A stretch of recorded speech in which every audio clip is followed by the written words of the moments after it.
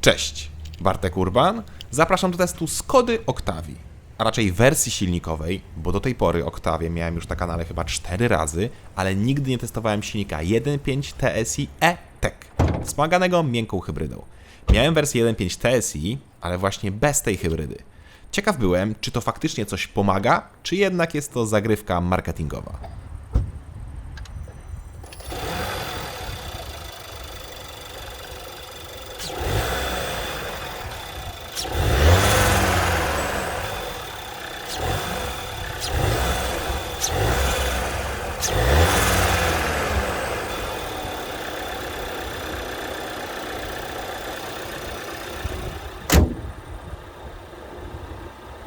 Silnik z miękką hybrydą ma 150 koni, czyli dokładnie tyle samo, ile ten sam silnik bez tej miękkiej hybrydy.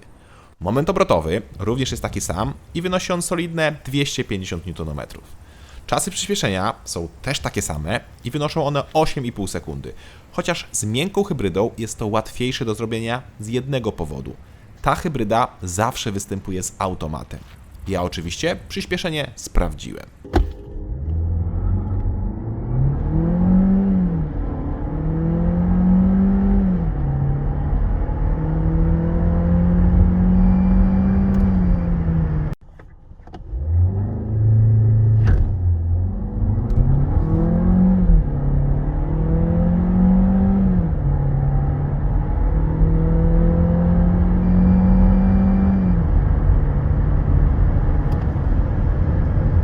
Mój wynik to 8,7 sekundy, czyli w zupełności wystarczający wynik. Mnie jednak zdziwiło coś innego. Otóż od dłuższego czasu krytykuję skrzynię w grupie waga ze względu na laga. Pomimo iż jest to DSG, czyli skrzynia dwusprzęgłowa, to reakcje na kickdown, czyli mocne wciśnięcie pedału gazu, są bardzo, ale to bardzo wolne. Ale jak się okazuje, nie w Octavii z miękką hybrydą. I coś czuję, że to właśnie ta miękka hybryda ma tu coś do gadania.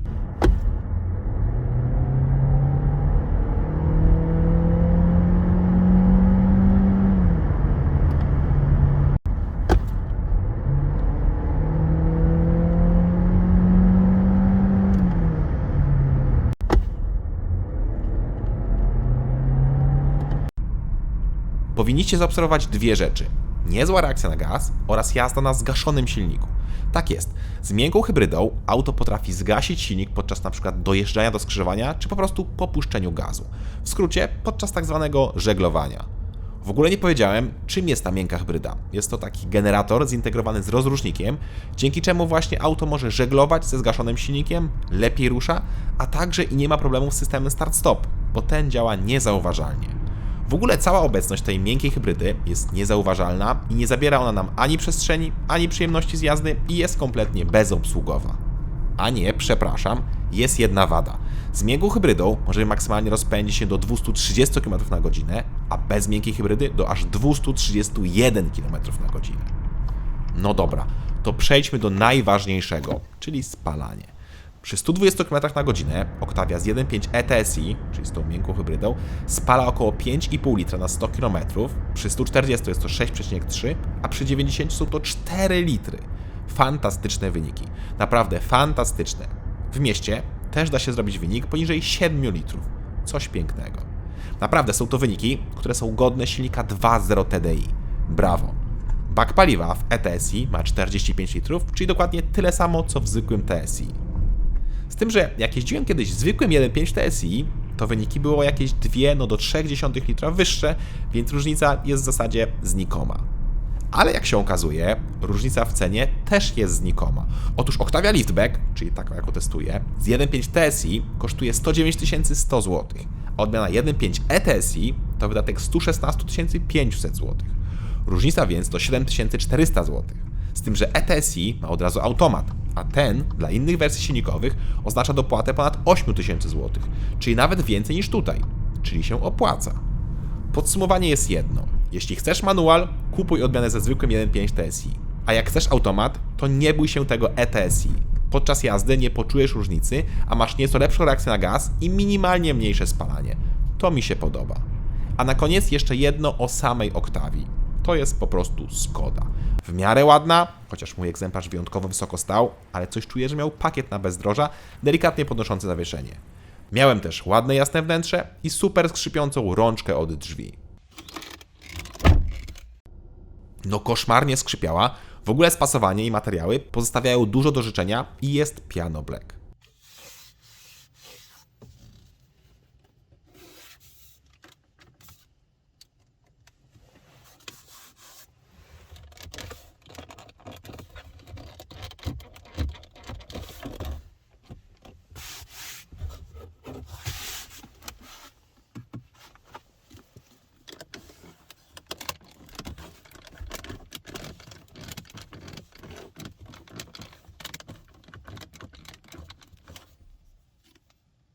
I co gorsza, z tyłu też rączki koszmarnie skrzypią.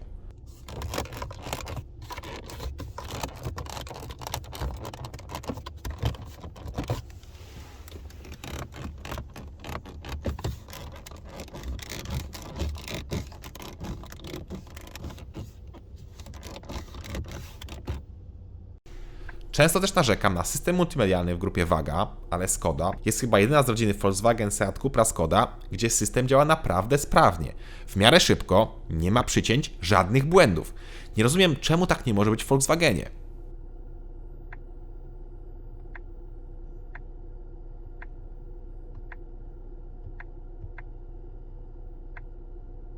Niestety, klimatyzację obsługujemy za pomocą dotykowych przycisków, a te na pasku pod spodem nie są podświetlane.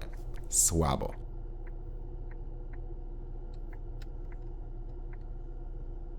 Słaba na pewno nie jest też ilość miejsca w kabinie, bo ta, jak na Skodę przystało, jest ogromna. Z tyłu, z przodu i w bagażniku. Wszędzie miejsce jest pod dostatkiem. W ogóle, bagażnik ma pojemność 600 litrów, czyli chyba najwięcej w klasie.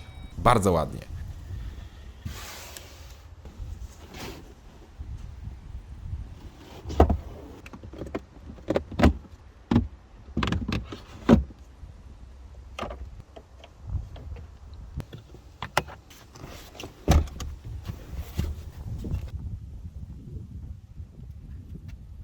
Mamy też trochę schowków i rozwiązań Simply Clever, czyli tak jak mówiłem, typowa Skoda.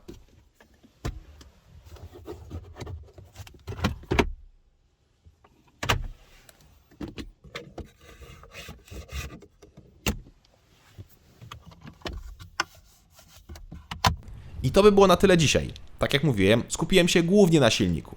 Linki do pełnych testów innych wersji silnikowych Octavii macie w opisie pod filmem. Cześć!